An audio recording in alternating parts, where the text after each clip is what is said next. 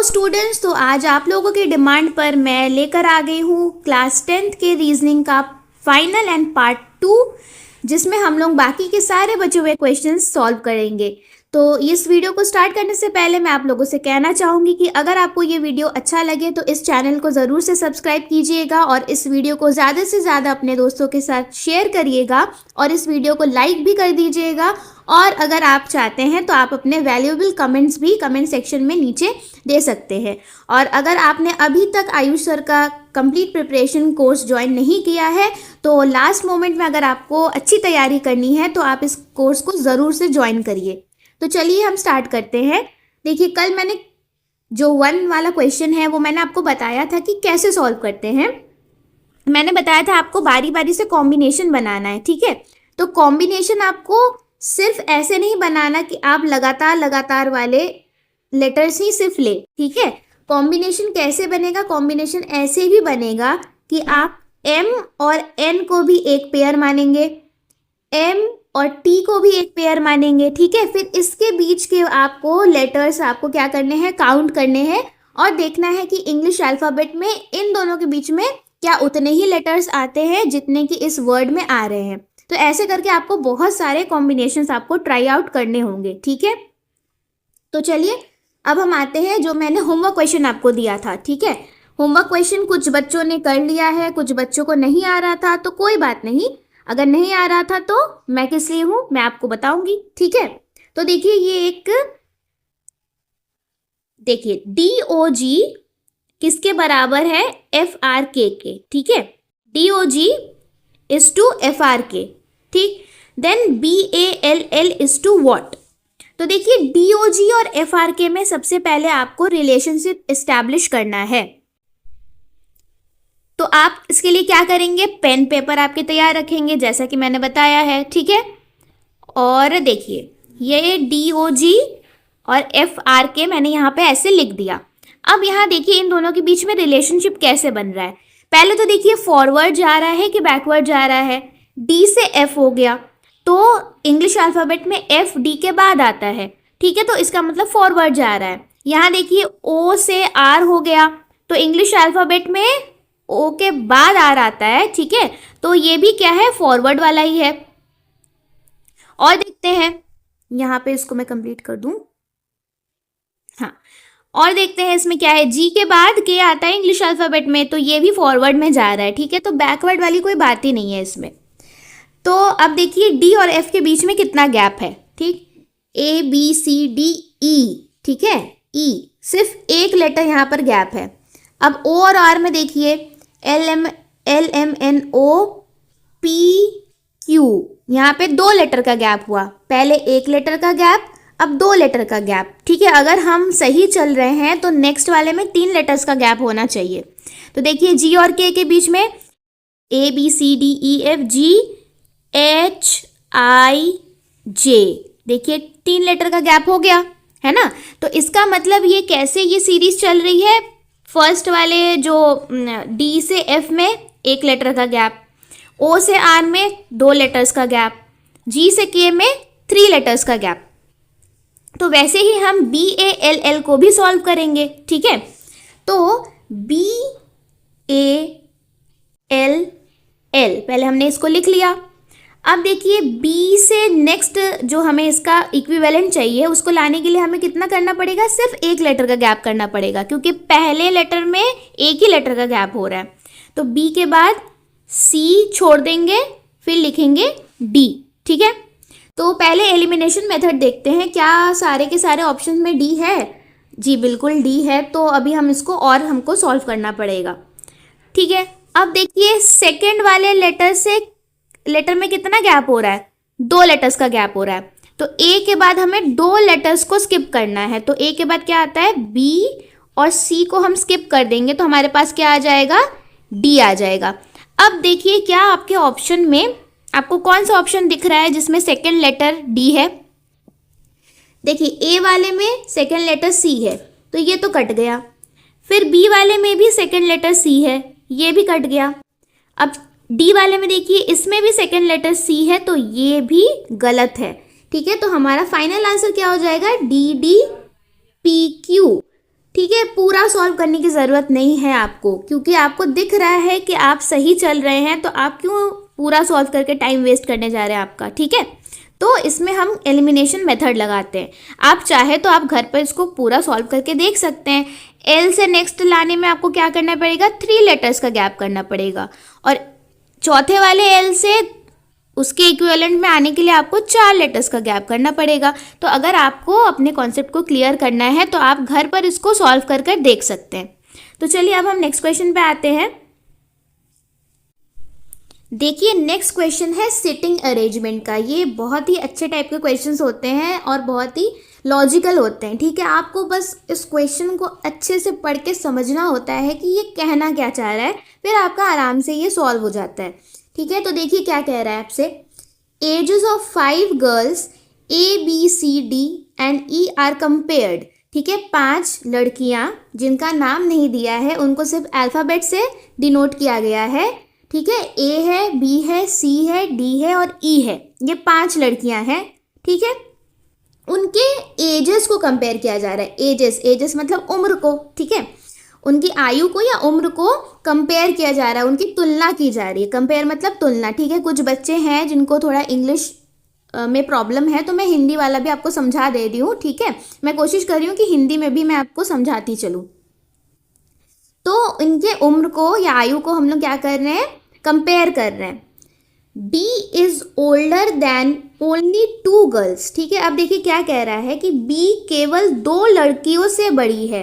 ठीक, जो B वाली लड़की है वो क्या है, 2 लड़कियों से बड़ी है, मतलब उसकी एज, उसकी आयु सिर्फ 2 लड़कियों से बड़ी है। ठीक है, तो अगर हम ऐसे करके एक सीरीज बनाएं, ठीक है, देखिए ये मैंने एक लाइन बना दी, और हम क्या करेंगे ना, असेंडिंग ऑर्डर में। ठीक है, आरोही क्रम कहते हैं शायद असेंडिंग ऑर्डर को, छोटे से बड़ा। ठीक है, हिंदी मीडियम वाले प्लीज़ कंफर्म करिएगा क्या मैंने सही बताया है। आरोही क्रम ही कहते हैं ना असेंडिंग ऑर्डर को, छोटे से बड़ा जो चलता है। ठीक है, तो हम उसको ऐसे ऑर्डर में अरेंज करेंगे। तो मान लीजिए कि ये पहली लड़की होगी जो सबसे छोटी होगी। ठीक है, फिर दूसरी लड़की आएगी जो उससे थोड़ी एज में बड़ी होगी, फिर तीसरी लड़की आएगी जो उससे भी बड़ी होगी, फिर चौथी और बड़ी, और लास्ट में सबसे बड़ी वाली लड़की आएगी। ठीक है, मतलब एज में सबसे बड़ी जो होगी वो लास्ट में बैठेगी। ठीक है, तो यहाँ पे क्या कह रहा है कि B इज ओल्डर मतलब बड़ी। ठीक है, बड़ा या बड़ी। B जो है वो सिर्फ 2 लड़कियों से बड़ी है। ठीक है, तो इसका मतलब क्या हुआ कि B से छोटी जो होंगी एज में सिर्फ 2 लड़कियां होंगी। तो इसका मतलब हम क्या कर सकते हैं कि B को 3rd पोजीशन पे रख सकते हैं। बिल्कुल रख सकते हैं, क्योंकि इससे छोटी सिर्फ 2 ही लड़कियां हैं जो पहले और दूसरे नंबर पे बैठेंगी। अभी हमें पता नहीं है कि कौन सी लड़की है, बट ये हमें पता चल गया ना कि B से छोटी सिर्फ 2 ही लड़कियां हैं। तो इसका मतलब इस पूरे क्रम में जो B होगी उसका जो लोकेशन होगा, पोजीशन होगा, वो क्या होगा, वो तीसरे नंबर पर होगा। ठीक है, अब देखिए क्या कह रहा है, D is older than E। जो D है वो E से बड़ी है। ठीक है, लेकिन अभी हमें ये नहीं पता चल रहा है कि D और E बैठे कहाँ हैं। तो इसके लिए हम आते हैं, पहले हम यहाँ पे लिख लेते हैं D जो है वो बड़ी है E से। ठीक है, ये ग्रेटर देन का साइन आपको पता होगा, तो D है, बड़ी है E से। ठीक, लास्ट में देखिए क्या बोल रहा है, and E is older than B। और जो E है वो किससे बड़ी है, वो B से बड़ी है। ठीक है, इसका मतलब आपको समझ में आ रहा है, जो E होगी वो कहाँ बैठेगी, वो B के यहाँ इस साइड बैठेगी। ठीक, क्योंकि वो उससे बड़ी है, क्योंकि हम लोग क्या कर रहे हैं, हम असेंडिंग ऑर्डर में चल रहे हैं, छोटे से बड़े में चल रहे हैं। और देखिए आपसे ये भी कह रहा है कि D बड़ी है E से, तो इसका मतलब ये हुआ कि ये जो B है, D जो है वो क्या होगी, E से भी बड़ी है। ठीक, तो इसका मतलब और E वाली जो है वो B से बड़ी है। तो अगर हम यहाँ पर E को रखें, पहले मैं आपको ये दिखाती हूँ कि एलिमिनेशन कैसे करेंगे। ठीक है, B से E बड़ी है, तो अगर मान लीजिए मैंने E को यहाँ रखा, लेकिन हमसे ये भी तो कहा है ना कि D E से बड़ी है, तो फिर D कहाँ जाएगी, D तो फिर इधर चली जाएगी, इधर तो हमें रखना ही नहीं है। 5वां जो पोजीशन है वो तो यहीं पे ख़त्म हो गया। तो इसका मतलब ये हुआ कि ई जो है वो 4th पोजीशन पे आएगी, क्योंकि बी से तो ये बड़ी है, लेकिन डी से क्या है, डी से छोटी है। ठीक है, डी से छोटी है, तो सबसे लास्ट में कौन आई, डी आई। ठीक है, और देखिए यहाँ पे हमारी जो सारी स्टेटमेंट्स ही खत्म हो गई।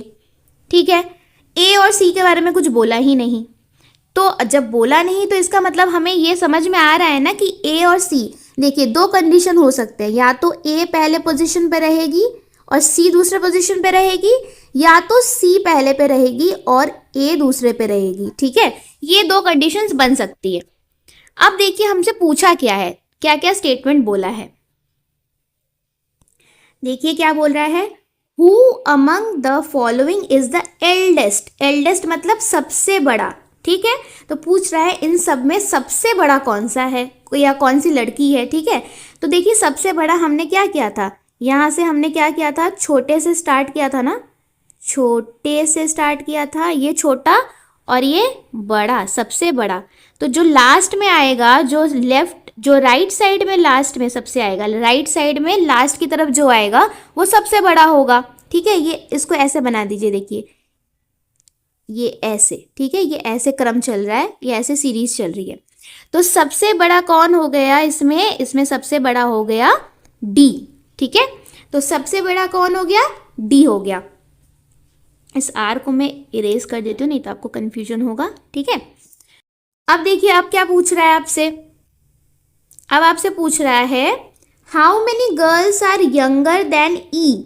यंगर मतलब छोटी हैं, ई से कितनी लड़कियां छोटी हैं। तो अब देखिए ई के लेफ्ट साइड में जितनी भी लड़कियां होंगी वो ई से क्या होंगी, छोटी होंगी। तो ई से लेफ्ट साइड में देखिए कौन कौन है, बी है, सी है और ए है। इसका मतलब 3 ऐसी लड़कियां हैं जो कि ई से छोटी हैं। तो यहाँ पर हम लिख लेंगे क्या, ऑप्शन हमारा क्या हो जाएगा, 3। अब देखिए क्या बोल रहा है, who among the following is younger than B. इनमें से कौन बी से छोटा है। ठीक है, अब देखिए यहाँ पर आपको दिख रहा होगा कि ये बी है। ठीक है, इनसे छोटे इधर होंगे, ठीक, इधर की साइड। तो कौन कौन छोटा हो सकता है, ये ए भी छोटा है और सी भी छोटा है। ठीक है, तो देखिए यहाँ पर क्या होगा, बोथ ए एंड, यहाँ पे छोटी है, सॉरी मैंने छोटा बोल दिया, ठीक है, जेंडर का थोड़ा इधर उधर हो गया, यहाँ पे लड़कियां हैं तो छोटी। तो बोथ ए एंड सी, ठीक है, दोनों ए और सी दोनों बी से छोटी हैं। हमें ये नहीं पता कि ए और सी में कौन छोटा कौन बड़ा है, लेकिन हमें ये पता है कि बी से दोनों ही छोटी हैं। देखिए यहाँ पर इधर ए और सी क्यों नहीं होगा, यहाँ पे बोला है या तो ए या तो सी, लेकिन यहाँ पे या वाली कोई बात ही नहीं है। हमें साफ साफ दिख रहा है कि बी से छोटा, मतलब बी से जो छोटी है वो ए और सी दोनों हैं। ठीक है, तो यहाँ पे या वाली कोई बात ही नहीं है, हमें कोई कन्फ्यूजन नहीं है, ए और सी दोनों ही बी से छोटी हैं। ठीक, तो आई होप कि आपको इस टाइप का अरेंजमेंट कैसे करते हैं ये समझ में आया होगा। ठीक है, अगर समझ में आया है तो कमेंट सेक्शन में मुझे ज़रूर बताइएगा कि मैम थम्स अप दे दीजिएगा। ठीक है, थम्स अप दे के लिखिएगा समझ में आ गया। ठीक है, समझ में आ गया, आप थम्स अप दे के, इमोजी वाला जो थम्स अप होता है वो दे के आप मुझे बताइएगा समझ में आ गया। ठीक है, तब मैं समझ आऊँगी आपने पूरा का पूरा ये वीडियो देखा है, क्योंकि मैं आपके लिए अपने एग्ज़ाम से टाइम निकाल कर मैं आपके लिए ये वीडियोस बना रही हूँ। तो मैं चाहूँगी कि आप इसको मुझे आप इसका अच्छे से क्या दें, रिस्पॉन्स दें। ठीक है, अब देखिए अब हम नेक्स्ट पे आते हैं। नेक्स्ट हमारा find the missing number in the given table. देखिए क्या है, 5 है, 12 है, 49 है। तो देखिए पहले लास्ट वाला कॉलम देखिए, तीसरा वाला कॉलम देखिए, 49, 64, 100। ये आपको दिख रहा होगा कि ये किसी ना किसी नंबर के स्क्वायर्स हैं। ठीक है, जैसे 49 किसका स्क्वायर है, 7 का स्क्वायर है। ठीक, 64 किसका स्क्वायर है, 8 का स्क्वायर है। यहाँ पे मैं स्क्वायर ऐसे लिख रही हूँ। 10 किसका स्क्वायर, 100 किसका स्क्वायर है, 10 का स्क्वायर है ना। तो क्या हम ऐसा कोई रिलेशन इसमें ला सकते हैं जिसमें यहाँ पर 5 और 12 से 7 आ जाए। ठीक है, तब हम जाके समझेंगे कि 7 आ रहा है 5 और 12 से, और 7 का स्क्वायर हो जा रहा है तीसरे कॉलम में। तो चेक करते हैं, देखिए 12 माइनस 5 कितना होता है? 12 माइनस 5 7 होता है, ठीक है। इसका मतलब देखिए ये हो गया, ये हमारा फिट बैठ रहा है, लेकिन आगे अब हम करके देखेंगे ना कि तीनों में फॉलो हो रहा है या नहीं, या दोनों जो दिया है उसमें फॉलो हो रहा है या नहीं।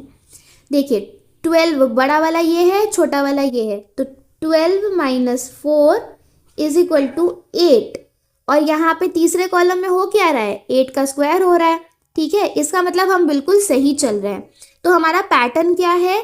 बड़ा नंबर, सेकेंड कॉलम में जो बड़ा नंबर है उसमें से छोटा नंबर माइनस कर रहे हैं, जितना आंसर आ रहा है उसको स्क्वायर कर दे रहे हैं, तो हमारा तीसरा वाला कॉलम का आंसर आ जा रहा है हमारे पास नंबर।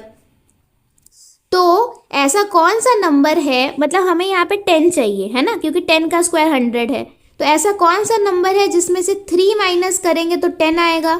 तो आप समझ सकते हैं कि 13 में से 3 माइनस करेंगे तो हमारे पास जाके 10 आ जाएगा, ठीक है। फिर इस 10 का स्क्वायर कर देंगे तो हमारे पास तीसरे कॉलम वाला नंबर भी आ जाएगा।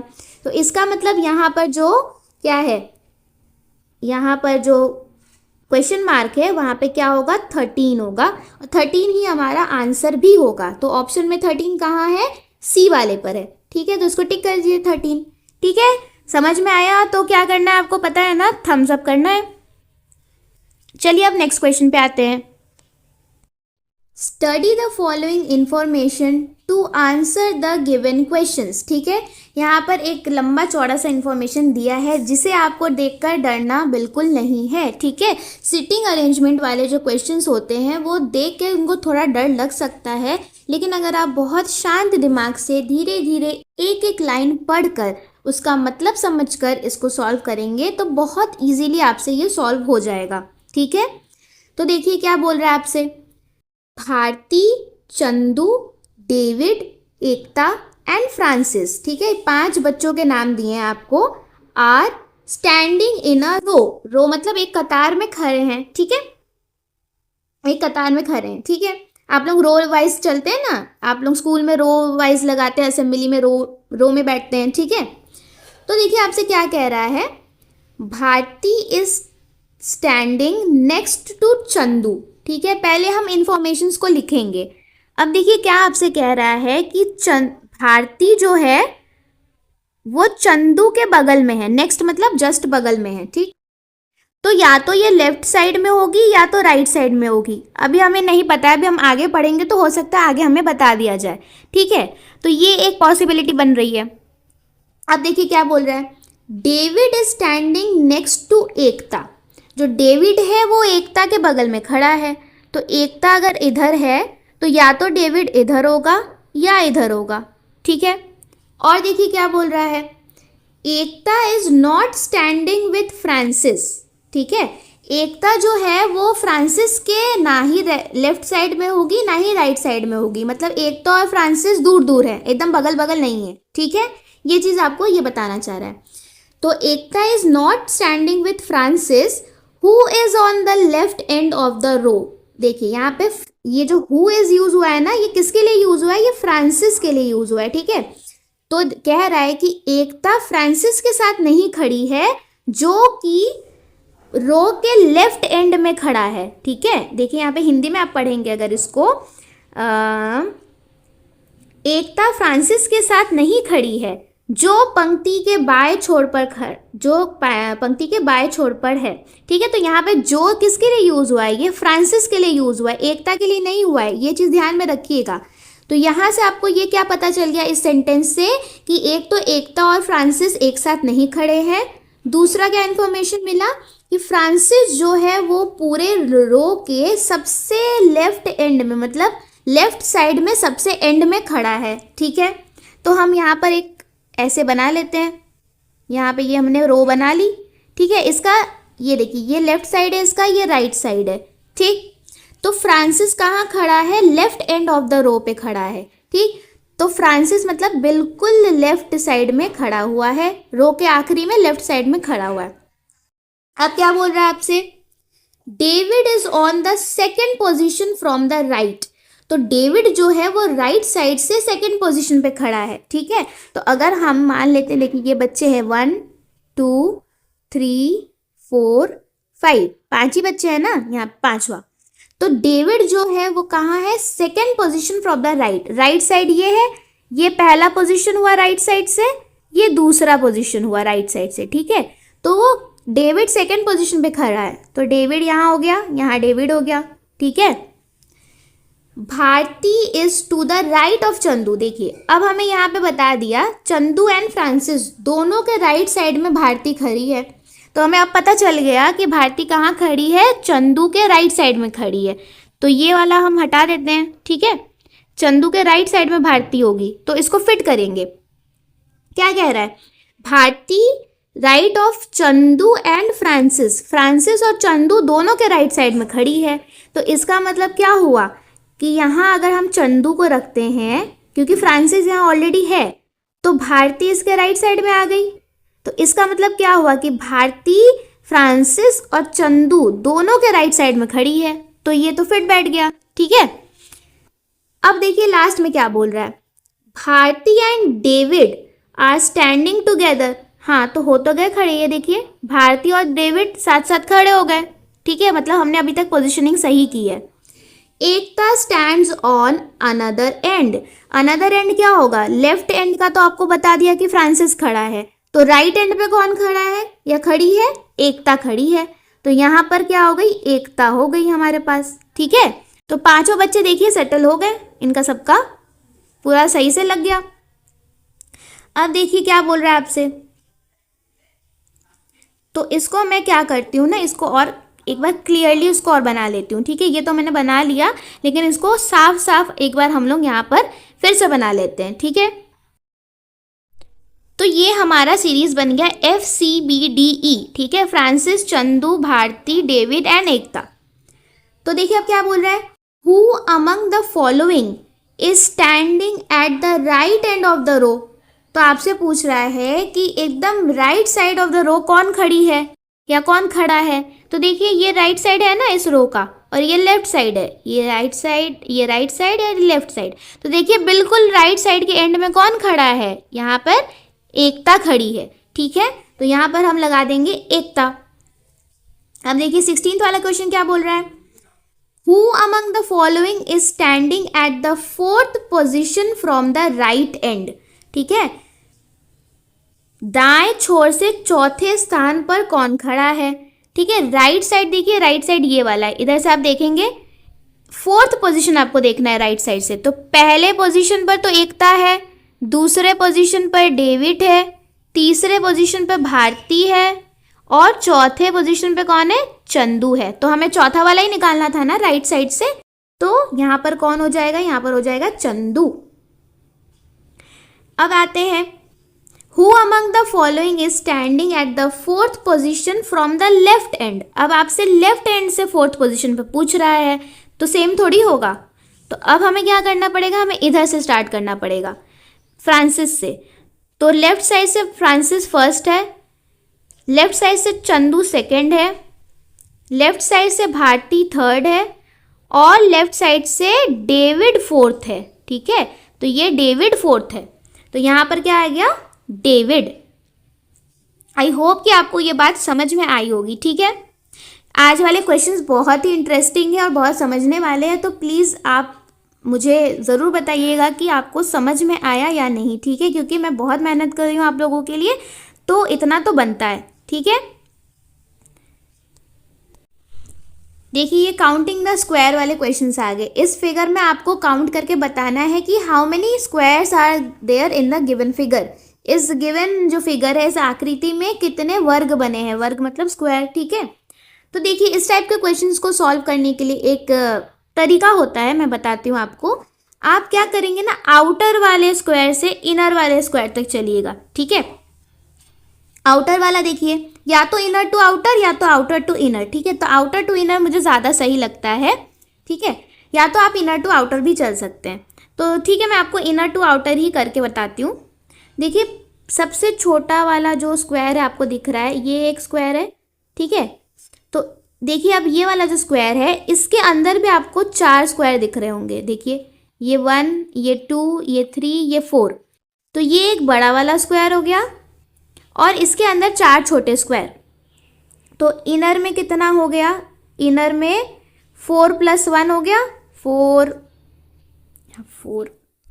4 + 1 5 हो गया, ठीक है, 5 यहाँ पर हो गया। अब इसको भूल जाइए, ठीक है, इस वाले पोर्शन को भूल जाइए। अब देखिए, अब आइए इसके बाहर वाले स्क्वायर पर। ठीक, मैं इसको दूसरे कलर से कर दूं, मैं इसको दूसरे कलर से कर देती हूँ। ये वाला, ठीक, जो मिडिल वाला स्क्वायर है, ये एक बड़ा स्क्वायर हो गया। यहाँ पे मैं मिडिल लिख ले रही हूँ, मिड, बस मिड लिख रही हूँ, ठीक है। ये एक बड़ा वाला स्क्वायर हो गया, प्लस देखिए इसके अंदर भी क्या है, ये देखिए, ये एक स्क्वायर है। ये वाला नहीं गिनेंगे, ये तो ऑलरेडी हम पहले ही गिन चुके हैं, ठीक है, छोटे वाले में। तो ये वाला एक स्क्वायर है, ये वाला, ठीक है, ये वाला एक स्क्वायर है, ये वाला एक स्क्वायर है, और ये वाला एक स्क्वायर है। 4 स्क्वायर इधर भी हो गए, तो यहाँ पे 4 लिख लिया मैंने। तो टोटल कितने हो गए, मिडिल में 5 स्क्वायर्स हो गए। अब आइए, अब इस वाले को भी भूल जाइए। अब आइए आप ग्रीन से दिखाती हूँ, सबसे बड़े वाले स्क्वायर पर। तो ये सबसे बड़ा वाला स्क्वायर, ये एक हो गया, ये आउटर गिनते हैं इसको, बाहर है तो आउटर 1 हो गया। और देखते हैं कितना है, इस 1 के अंदर ये वाला एक स्क्वायर, फिर ये वाला एक स्क्वायर, फिर ये वाला एक स्क्वायर, फिर ये वाला एक स्क्वायर। तो ये 4 स्क्वायर यहाँ भी हो गए। तो +4 दैट इज इक्वल, तो अब टोटल कितने हो गए, 5 5 5। तो 5 + 5 + 5 दैट इज इक्वल टू 15। तो हमारे पास यहाँ पर टोटल कितने स्क्वायर्स हैं, 15 स्क्वायर्स हैं, ठीक है।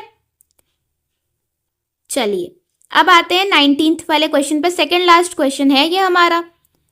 चलिए देखते हैं। इन अ सर्टन कोड लैंग्वेज, किसी कोड लैंग्वेज में विल को क्या किया जाता है, कोड किया जाता है एज 57, ठीक है। तो इस वाले टाइप के क्वेश्चन में ना आपको हमेशा क्या करना है, जो भी अल्फ़ाबेट्स दिए हैं ना, उनका आप नंबर देखिए कि कितना नंबर होता है इंग्लिश अल्फ़ाबेट में, ठीक है। जैसे कि ABCDEFG, तो A पहला आता है, B दूसरा आता है, C तीसरा आता है, ठीक है। तो ऐसे करके आपको WILL के नंबर भी पता होने चाहिए। तो देखिए ये है चार्ट फॉरवर्ड काउंटिंग का, फॉरवर्ड मतलब A से लेकर Z तक, ठीक है।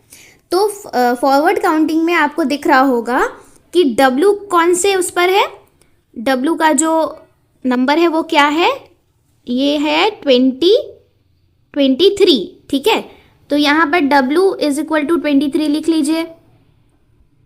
आपको ये नंबर्स याद करने होंगे, या तो फिर आपको पेपर में लिखना होगा, ठीक है। A से लेकर Z तक आप लिखेंगे, फिर आप उस पर नंबरिंग करेंगे तो बहुत टाइम वेस्ट होगा।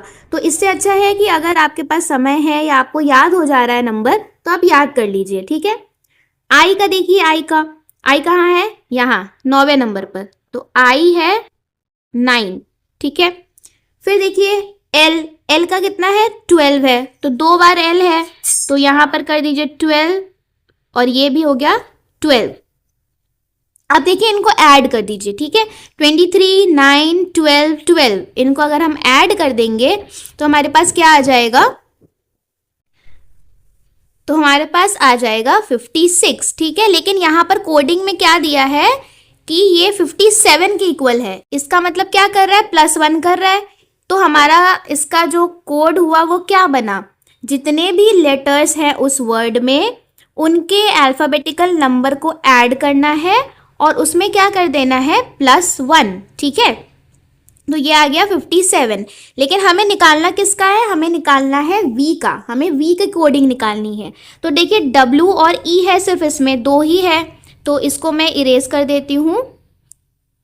तो देखिए W का तो आपको दिख ही रहा है, यहाँ पर क्या है, आपने पहले भी यूज़ किया है, 23 है, ठीक है। और क्या है, यहाँ पे E है, तो E का देखिए नंबर क्या है, E का नंबर है 5। तो E का नंबर यहाँ पर 5 है, तो यहाँ पे 5 लिख लीजिए और इन दोनों को ऐड कर दीजिए। तो यहाँ हो गया 8 और यहाँ हो गया 2, 28 आया। लेकिन सिर्फ 28 नहीं होगा आंसर, 28 में आपको क्या करना है, अभी +1 भी करना है। तो आंसर क्या आ जाएगा फाइनली आपका 29, ठीक है। 29 देखिए कौन से ऑप्शन में है, डी वाले ऑप्शन में 29 है। चलिए अब हम आते हैं फाइनली हमारे लास्ट क्वेश्चन पर। तो देखिए हमारा लास्ट क्वेश्चन हमसे क्या कह रहा है। अ cube having a side of 8 centimetre is cut into smaller cubes of uniform size. तो एक बड़ा सा क्यूब है जिसके हर साइड का जो मेजरमेंट है वो 8 सेंटीमीटर के बराबर है, ठीक है। उसको छोटे छोटे क्यूब में काटा गया, लेकिन सारे क्यूब्स जो छोटे छोटे क्यूब्स काटे गए वो सब एक साइज के हैं, ठीक है। ऐसा नहीं कि कोई बड़ा है कोई छोटा है, ठीक है। सारे सारे एक साइज के, यूनिफॉर्म मतलब एक ही जैसा, ठीक है। समान आकार एक जैसा। Each one such cube has a side of 2 centimetre. और वो जो छोटे क्यूब काटे गए हैं उन क्यूब्स के हर एक क्यूब का साइड कितना है, 2 सेंटीमीटर है। Then how many cubes are obtained after cutting. तो आपसे पूछ रहा है कि अगर बड़े क्यूब में से छोटे छोटे क्यूब निकाले गए तो कितने क्यूब निकाले गए, ठीक है। तो इसके लिए देखिए आप क्या करते हैं ना, ये वॉल्यूम से रिलेटेड क्वेश्चन है। क्यों वॉल्यूम से रिलेटेड क्वेश्चन है, क्योंकि जो बड़ा क्यूब होगा उसका जितना भी वॉल्यूम होगा, और जब आप उसी वॉल्यूम को छोटे छोटे टुकड़ों में और काटेंगे तो उन सारे छोटे टुकड़ों को भी आप मिला देंगे तो उतना ही वॉल्यूम रहेगा। वॉल्यूम तो चेंज नहीं होगा ना। जितना मेटल या कोई भी जो भी आपका मटेरियल यूज़ हुआ है उस क्यूब को बनाने के लिए, वो जितना बड़े में यूज़ हुआ होगा उतना ही सारे छोटों को मिला देंगे तो सारा का सारा इकट्ठा होके वही बड़े वाले का ही तो वॉल्यूम बनाएगा, ठीक है। तो वॉल्यूम ऑफ अ क्यूब का फॉर्मूला आपको पता होना चाहिए। वॉल्यूम ऑफ क्यूब कितना होता है, ये होता है आपका एज स्क्वायर, अरे सॉरी एज क्यूब, क्यूब, ठीक है। एज मतलब ये जो साइड दिया हुआ है, ठीक है, ए क्यूब, ठीक। तो अगर देखिए अगर हम आपसे ये कहें कि एक बड़ी सी रस्सी है, ठीक है, पूरी बड़ी रस्सी कितने की है, 10 सेंटीमीटर की है, और आपको उसमें से 2-2 सेंटीमीटर के इक्वल, आपको 2-2 सेंटीमीटर के इक्वल हिस्से काटने हैं। तो आप इसको यहाँ देखिए, ये 2 सेंटीमीटर आपने काटा, ये 2 काटा, ये 2 काटा, ये 2 काटा, ठीक है। 2 2 4 4 5 6 7 8, और यहाँ पर ये थोड़ा सा बड़ा हो गया, ठीक है, और ये 2 आपने काटा, मतलब ये 2 रह गया।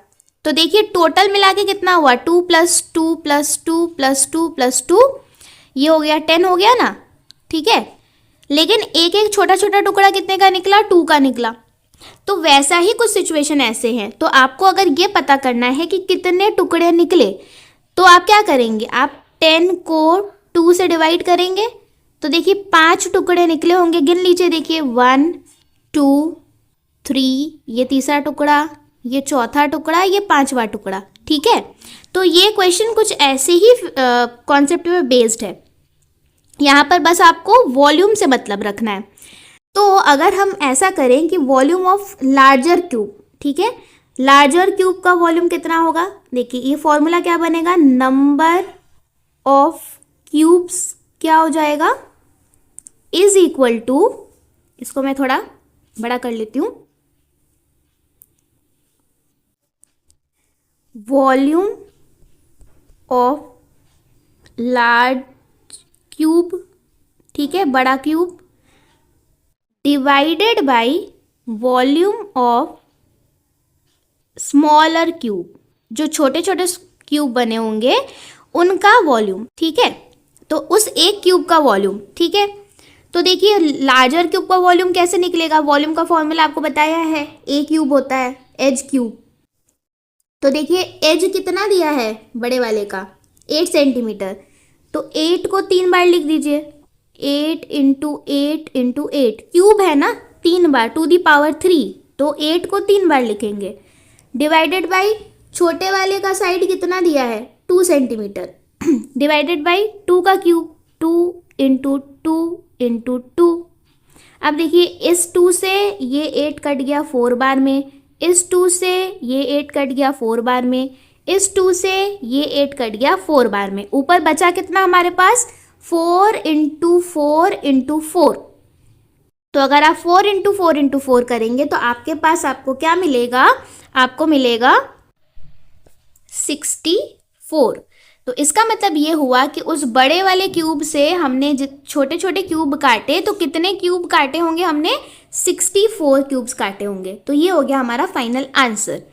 तो आपको ये वीडियो कैसा लगा ज़रूर से बताइएगा, और वीडियो को आप लाइक करना और चैनल को सब्सक्राइब करना मत भूलिएगा, और ज़्यादा से ज़्यादा इसको अपने दोस्तों के साथ शेयर भी ज़रूर कीजिएगा। Till then take care and good bye.